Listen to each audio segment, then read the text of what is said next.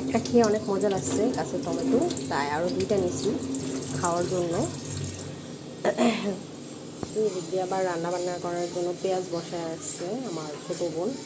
ও আবার খাবার খেতে গেছে, ওর ক্ষুধা লাগছে, সকাল থেকে কিছু খায় নাই, ওই জন্য পেঁয়াজের মধ্যে পানি দিয়ে তারপরে গেছে।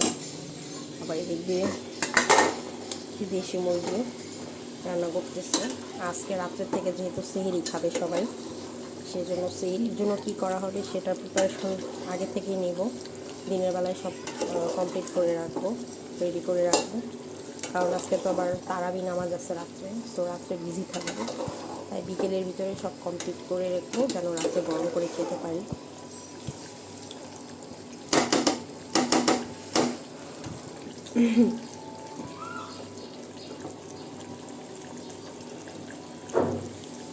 আর রোজার দিনে না তরি তরকারি আমার খেতে ভালো লাগে না, একটু ভুনা আইটেম, একটু মাংস, ডিম, দুধ এগুলোই খাওয়া হয় বেশি।